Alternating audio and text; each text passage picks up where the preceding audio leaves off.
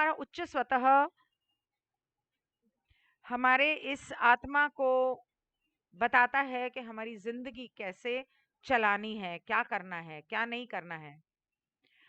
उसके बाद हमारा जो दिमाग है, हमारा, हम सो रहे हों, जाग रहे हों, बेहोश हों, कोमा में हों, फिर भी हमारा दिमाग एक एक क्षण का रिकॉर्ड रखता है। एक एक सेकंड का भी, मिली सेकंड जो होता है ना, उसका रिकॉर्ड रखता है। और हमारे जिंदगी के अनुभव और हमारे जिंदगी में जो कुछ भी होता है, उसका एक गोल होता है, उसका एक पर्पस होता है कि ये हमारी जिंदगी में गलत अनुभव भी हो रहा है ना, उसके पीछे एक वजह है कि उस वजह को हमने किस तरह से टैकल करना है या क्या सीखना है। और ये आपके हायर सेल्फ, ये जो कुछ भी हमारी जिंदगी में हो रहा है और हमारा दिमाग जो इसे रजिस्टर कर रहा है और प्रोसेस कर रहा है, ये सब उसे करने के लिए हमारा उच्च स्वतः जो है वो प्रेरित कर रहा है। और वो आपका दिमाग उसकी वजह से, उच्च स्वतः की वजह से, आपके जो उच्च स्वतः की वजह से अनुभव हो रहे हैं, अनुभवों की वजह से जो आप सीख रहे हैं, वो जो सीख रहा है और प्रोसेस कर रहा है, उसकी वजह से आपकी आत्मा की उन्नति या आपकी आध्यात्मिक उन्नति होती है। और ये उन्नति हमारी तब होती है जब हम नैतिक मूल्यों को पूरी तरह से सीख लेते हैं, बुरी चीजों को पहचान के उनको त्यागते हैं या उनका सामना करते हैं, क्योंकि वो, अब वो बुराइयों की हमें जरूरत नहीं रही। ये दोगली दुनिया जहाँ सफेद भी है, काला भी है, सब कुछ है, भले है, लेकिन काले की अब हमें जरूरत नहीं है, बुराइयों की अब हमें जरूरत नहीं है। और ये हम समझ गए हैं, हमारा मन समझ गया है, हमारा दिमाग समझ गया है। और इस वजह से हमें जिस दिन हम बुराइयों को पहचान कर, जानते बूझते, अपने जागृत अवस्था में उनको अपनी जिंदगी से हटा के, अपने मूल सिद्धांतों को अपना के उसके रास्ते पर अपनी जिंदगी चलेंगे, उस दिन होती है हमारी आत्मा की आध्यात्मिक उन्नति। हमारे सारे अनुभवों के द्वारा, हमारे जितने जन्मों के अनुभव रहे हैं, उन सभी जन्मों के द्वारा हमारी इस आत्मा की उन्नति होती आई है। फिर भी ये बहुत अ, कमजोर नहीं है, मासूम नहीं है, मतलब ये बहुत ही नाजुक है, बहुत नाजुक है, जिसे अगर आपके इस इंसान के शरीर में, जिस्म में अगर कोई दिक्कतें आई, मारा पीटा, बहुत ज्यादा गर्मी, बहुत ज्यादा ठंड, डूब गया पानी में, जल गया, जला दिया, कुछ भी हो गया, इस शरीर को अगर कुछ इस तरह की मुसीबतों का सामना करना पड़ा, तो आत्मा जो है वो इतनी नाजुक है कि उसके ऊपर असर होता है, वो टूट सकती है, वो बिखर सकती है। अब जब हम कहते हैं कि सोल और स्पिरिट, आत्मा और परमात्मा, परमात्मा एक्चुअली आपका हायर सेल्फ है, आपका उच्च स्वतः है। तो जब हम कहते हैं सोल और स्पिरिट, बहुत बार इस सब्जेक्ट के ऊपर लॉ ऑफ वन में भी पा की और मेरी बहस भी हुई है, डिस्कशन भी हुआ है, बहस मतलब नॉट बहस बहस, बट डिस्कशन हुआ है कि वो समझते हैं कि नहीं, स्पिरिट वो है जो भूत प्रेत होते हैं। और मतलब वो क्या समझते हैं मुझे नहीं पता, मतलब मैं ऐसा समझती थी कि सोल वो होती है जो हमें ईश्वर से मिलाती, मतलब ईश्वर का जो हिस्सा हमारे अंदर होता है वो सोल होता है। और स्पिरिट जो होती है वो उसे स्पिरिट, गोस्ट स्पिरिट, भूत प्रेत जिन इसीलिए उसको बोलते हैं क्योंकि वो स्पिरिट है, ऐसा मैं समझती थी। पर इस किताब में ये लिखा है कि सोल और स्पिरिट दोनों ही एक ही चीज के दो हिस्से हैं, दोनों में बहुत ज्यादा अंतर नहीं है। जो सोल होती है, आत्मा जो होती है, वो उसके बहुत सारे रूप होते हैं। और जो स्पिरिट होती है, अभी स्पिरिट और उसको हिंदी में कैसे समझाऊं मैं? तो हिंदी में स्पिरिट और सोल दोनों को आत्मा, दोनों शब्दों को आत्मा कहा जाता है। और यहाँ पर वो कह रही है कि वो फर्क बताने, इस किताब में फर्क बताने की कोशिश कर रहे हैं कि जो स्पिरिट होती है, सोल के तो बहुत सारे रूप होते हैं, बहुत सारे डायमेंशंस होते हैं, बहुत सारे डायमेंशंस होते हैं, अलग अलग डायमेंशन को क्या बोलते हैं? ओके, हिंदी में डायमेंशन को आयाम कहते हैं।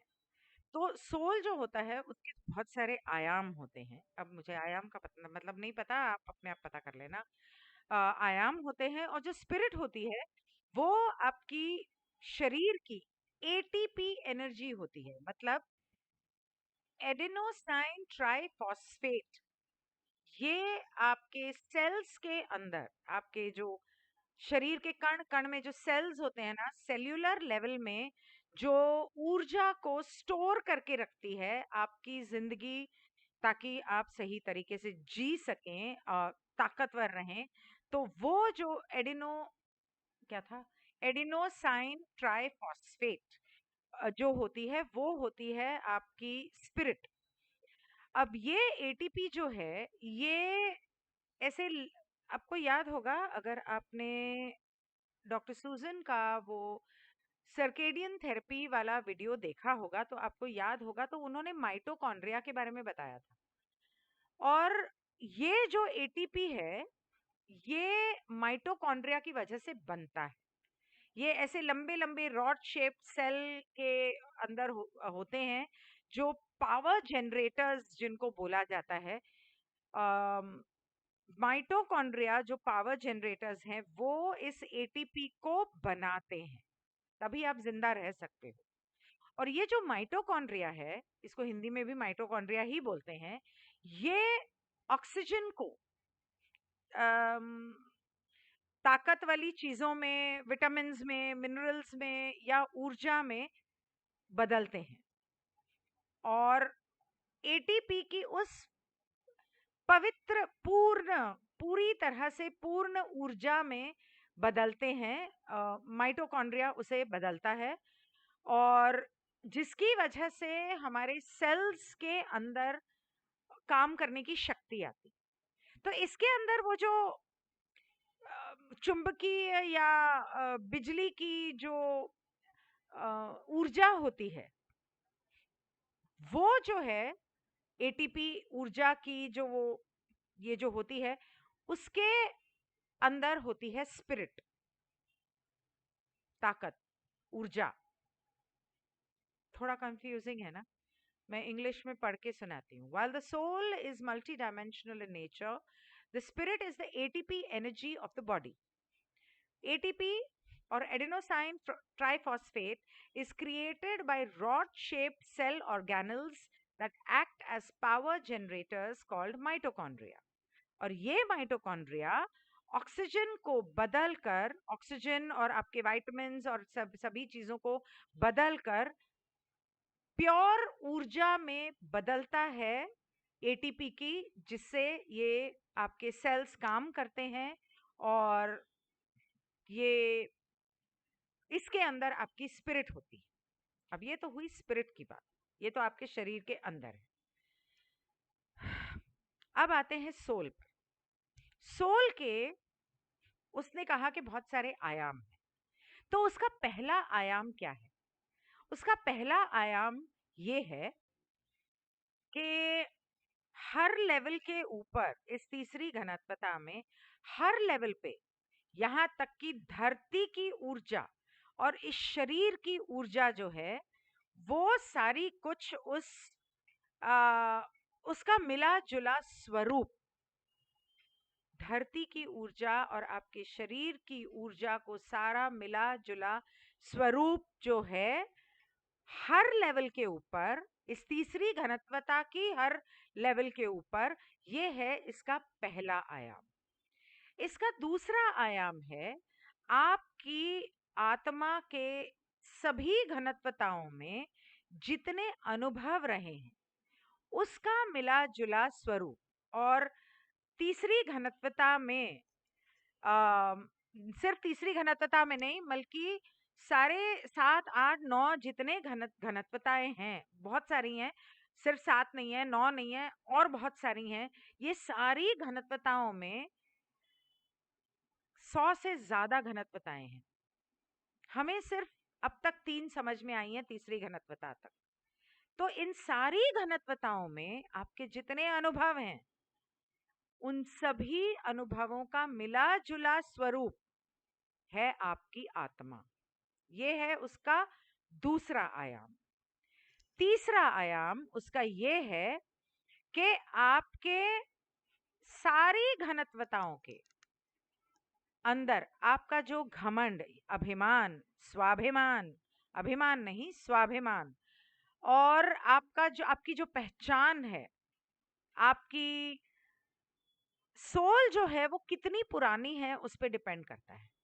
अगर वो कोई असेंडेड मास्टर की थी या है, या अगर वो कोई हजारों साल, 50,000 साल पुरानी, 20,000 साल पुरानी, 10,000 साल पुरानी है, या वो कुछ 100 200 साल पुरानी है, या पहली बार ही जन्म लिया है, उसके ऊपर बहुत फर्क पड़ता है कि उनके हाव भाव, उनके तौर तरीके, उनकी आदतें क्या होंगी एक इंसान की।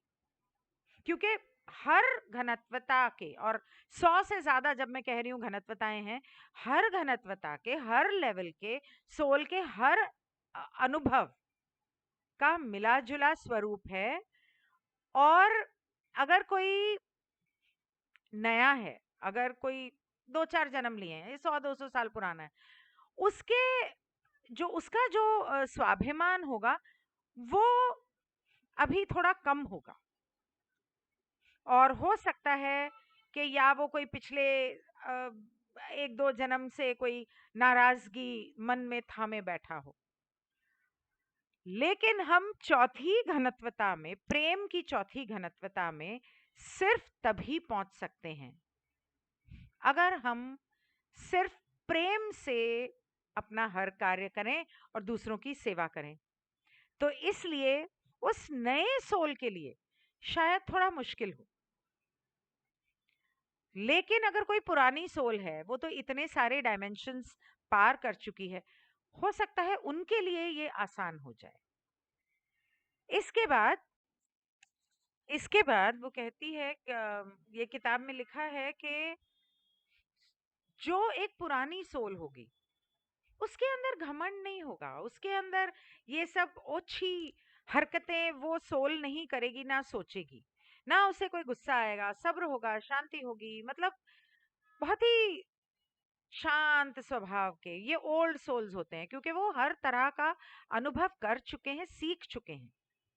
और ये जो नए सोल्स होते हैं, ये जो बच्चे होते हैं, ये जो नकारात्मक अभिमान है, ये पांचवी घनत्वता के छोटे निचले लेवल से आते हैं, क्योंकि वो अभी भी इस ब्रह्मांड में अपनी जगह ढूंढने की कोशिश कर रहे हैं, बनाने की कोशिश कर रहे हैं। और जो ऊपर के लेवल से और ऊपर की घनत्वताओं से पुराने सोल्स आ रहे हैं, उन्हें तो सिर्फ दूसरों की सेवा करने से मतलब, वो हर तरह की नकारात्मक भावना को जीत चुके हैं। उन्हें पता है कि सब्र क्या होता है, उन्हें पता है कि इसे गुस्सा आ रहा है, कहीं ना कहीं इसके अंदर कोई इनसिक्योरिटी है, छोड़ो, जाने दो, अवॉइड करो, इग्नोर करो, चल बेटा आजा, तू बता मैं तेरी कैसे मदद करूं। वो उससे भी नहीं लड़ेंगे, वो उससे भी प्यार करेंगे। ये है तीसरा पहलू, तीसरा आयाम हमारी आत्मा का। अरे चुभ रहे हैं बाल। उसके बाद हम आते हैं चौथे आयाम पर। अब ये जो चौथा आयाम है, ये आपका वो हिस्सा है जो आध्यात्मिक उन्नति कर चुका है।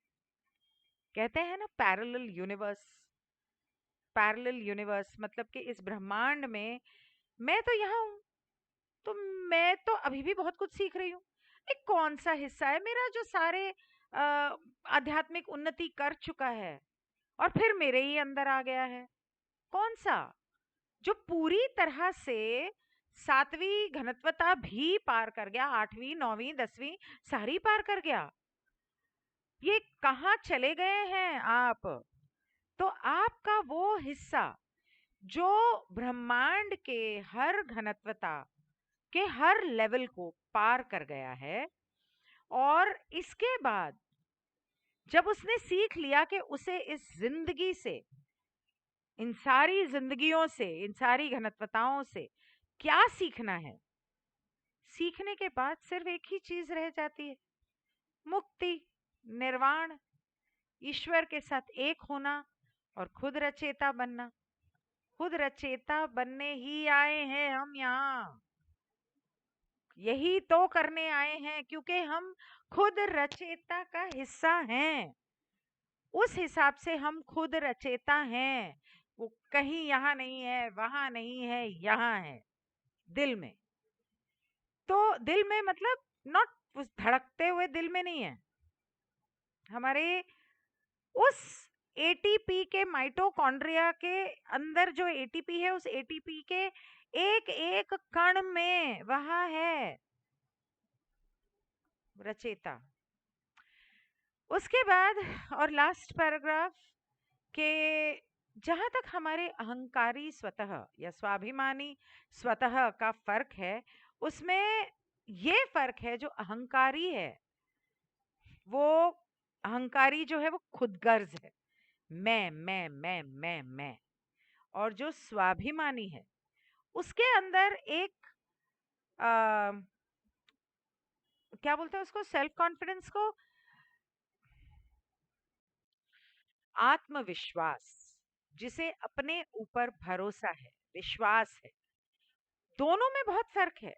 दोनों कहेंगे अरे मैं तो करके दिखा दूंगा, वो बोलेगा मैं जीतूंगा, वो बोलेगा मैं जीतूंगा। ये सेल्फ सेंटर्ड के हिसाब से, अभिमान के हिसाब से बोल रहा है दुर्योधन, और ये सेल्फ कॉन्फिडेंस मतलब कि आत्मविश्वास के हिसाब से बोल रहा है, क्योंकि वो जानता है कि मेरे साथ कृष्ण है, अर्जुन, युधिष्ठिर, भीष्म, जो जानते थे कि इनके साथ कृष्ण है तो इनको तो कोई हरा ही नहीं सकता, लेकिन फिर भी उन्होंने कौरवों का साथ दिया। ये फर्क है दुर्योधन और अर्जुन में, ये फर्क है अर्जुन और कर्ण में। कर्ण, हाँ। उसके बाद जो हमारे अंदर जो फर्क है, जहां हम अपने बारे में सोचते हैं और जहां हम अपने आप को जानते हैं, दोनों बातों में बहुत फर्क है। एक, अपने बारे में सोचना तो हर इंसान सोचता है और वो जरूरी भी होता है, लेकिन सिर्फ अपने बारे में सोचना, जैसे कि मेरे ही आसपास पूरा ब्रह्मांड घूमता है, मैं ही सूरज हूँ, एक वो वाला एटीट्यूड होना, और एक होना के हाँ ठीक है, लेकिन मेरा इसमें कोई नुकसान तो नहीं, ठीक है, जब तक मेरा कोई नुकसान नहीं, तुम करो, तुम्हारा फायदा होता है तो क्यों नहीं। ये फर्क है। नहीं मतलब ये इंसान सोचता है कि मेरी ही तारीफ होनी चाहिए, मैं ही सबसे सुंदर होना चाहिए, और जलन होती है। ये इंसान सोचता है कि हाँ ठीक है, मैं हूं जो हूं, तुम्हें सुंदर दिखना है तुम दिखो, तुम्हें लगता है तुम सबसे सुंदर हो तो हाँ भाई हो, मुझे कोई एतराज नहीं, हो बहुत अच्छी बात है, बहुत अच्छी बात है। दोनों बातों में फर्क है। और मतलब ये तो मैंने बहुत ही रैंडम ऐसे छोटा सा एग्जाम्पल दिया, और वो कहते हैं कि जब हमें अपने से प्यार करना सीखना, सीखने की जरूरत है, हमें खुद से प्यार करना सीखने की जरूरत है। ठीक उसी तरह दूसरों से जैसे हम प्यार करते हैं, वैसे हमें खुद से भी प्यार करना चाहिए, दूसरों से भी प्यार करना चाहिए, लोगों से प्यार करना चाहिए, रचयिता से प्यार करना चाहिए, जानवरों से, पेड़ों से, पौधों से, हर चीज से प्यार करना चाहिए। इसीलिए पैदा हुए हैं हम।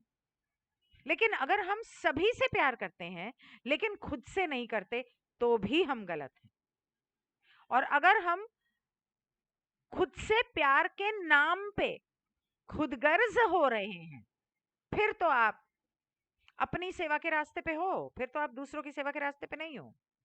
खुदगर्ज होना और खुद से प्यार करने में बहुत अंतर, स्वाभिमान में और अभिमान में बहुत अंतर। इन दोनों पहलुओं में एक संतुलन पैदा करने के लिए खुद से 40% प्रेम करो और बाकी सभी से 60% प्रेम करो, या 49%, 51%। ये जो प्यार है ये बहुत ही थोड़ा टेढ़ी चीज है। खुद से प्यार करना, दूसरों से प्यार करना, किस चीज को आप प्यार कहोगे किस चीज को नहीं कहोगे, ये थोड़ी टेढ़ी है चीज, सॉरी। लेकिन इसे समझना बहुत जरूरी है। और इसे तभी समझ सकते हो आप जब आप अपने अंदर झांकोगे, अपने आप से सवाल करोगे और अपने हर क्षण, हर शब्द, हर कार्य के ऊपर ध्यान दोगे। रात को बैठ के सोचोगे कि मैंने ये किया या ये कहा, इसमें मुझसे प्रेम क्या था, दूसरों से प्रेम क्या था और खुदगर्जी क्या थी। खुदगर्जी में और स्वतः से प्रेम करने में बहुत अंतर है, बहुत ज्यादा। जब आप खुद से प्यार करते हो तो आप ही तो सब में हो, तो आप सभी से प्यार करते हो। इसलिए अपने लिए आप चाहे जो भी करो, कभी किसी का नुकसान या किसी का दिल नहीं दुखाओगे। लेकिन अगर आप फिजूल में ही कोई सर के ऊपर चढ़े जा रहा है, उसको समझ में ही नहीं आ रही है और वो खुदगर्जी के रास्ते पे चलता हुआ आप पर उंगली उठा रहा है और वहां पर आपको अपना सम्मान, अपना अपनी इज्जत या अपनी सुरक्षा के लिए या अपनी चीजों की सुरक्षा के लिए या अपनी सुरक्षा के लिए, अपने सम्मान की सुरक्षा के लिए आपको अगर खड़ा होना पड़ता है तो वो है प्रेम अपने लिए। किसी के आगे झुकना अच्छी बात है अगर आप गलत हो, अगर उसे खुशी मिलती है और आपका कोई नुकसान नहीं है या किसी और का कोई नुकसान नहीं है, कोई बात नहीं, कोई फर्क नहीं पड़ता। हाँ ठीक है, चलेगा, नो प्रॉब्लम। लेकिन जबरदस्ती का कोई आपको डोमिनेट करे, आप पर अत्याचार करे, आपको मानसिक तौर पे टॉर्चर करे, करता जाए करता जाए करता जाए, भावनात्मक तौर पे आपको टॉर्चर करता जाए, तो उसको बोलो भैया मैंने आपको क्षमा किया, मैं बहुत गलत हूं, मुझे क्षमा कर दें, लेकिन अब आज के बाद ना मुझे दोबारा नजर मत आना। टाटा बाय बाय, तुम खुश रहो, मैं भी खुश रहूं। फिर चाहे वो कोई भी क्यों ना हो, अपनी जिम्मेदारियां पूरी करो जैसे कर सकते हो। उसके बाद टाटा बाय बाय, या उसके बाद क्या, टाटा बाय बाय करने के बाद भी बहुत सारे ऐसे रिश्ते हैं जिसमें टाटा बाय बाय कहना पड़ता है लेकिन जिम्मेदारियां भी निभानी पड़ती हैं। ठीक है, यही तो उत्प्रेरक हैं हमारी जिंदगी के। और अब तक मैं ये समझती थी कि कभी कभी उत्प्रेरक सिर्फ इसलिए होते हैं कि आपको प्रेम सीखना है, आपको सब्र सीखना है, आपको वो सब मूल नैतिक बातें सीखनी है। लेकिन नहीं, कभी कभी अपने से प्रेम करना भी एक उत्प्रेरक हो सकता है। अपने स्वाभिमान के लिए और सम्मान के लिए खड़ा होना और खिलाफत करनी भी आपका जिंदगी में सीखने का मकसद हो सकता है। अपने से प्यार सीखना भी एक मकसद हो सकता है। लेकिन उसका मतलब ये नहीं है कि अपने से प्यार सीखने सीखने में आप दूसरों से प्यार करना छोड़ दें। सो ये था धारणाएं जो मुझे ये किताब पढ़ते हुए मुझे बहुत अच्छी लगी। और मुझे लगा कि इस बारे में मैंने बहुत बार टिप्पणी की है लेकिन इसे पूरी तरह से समझाया नहीं, तो चलो क्यों ना इसे आज पूरी तरह से समझा दूं। Living the law of one के 3-4 सेशन करने के बजाय ये कर लिया, पर ये भी जरूरी था क्योंकि ये समझने के बाद अब हमें living the law of one ज्यादा बेहतर समझ में आएगी। Thank you so much for watching. अगर आपको ये अच्छा लगा तो कमेंट जरूर करना, हो सके तो शेयर भी करना, क्योंकि हो सकता है कि किसी की आंखें खुल जाएं। तो उसके अलावा ये बहुत लंबा हो गया, मैं कोशिश करूंगी इसे 2 हिस्सों में काट दूं, तो ये तीसरा हिस्सा होगा। उसके अलावा अगर आपको इसमें कुछ सही गलत, feel free to comment, feel free to share. Thank you so much. Good bye.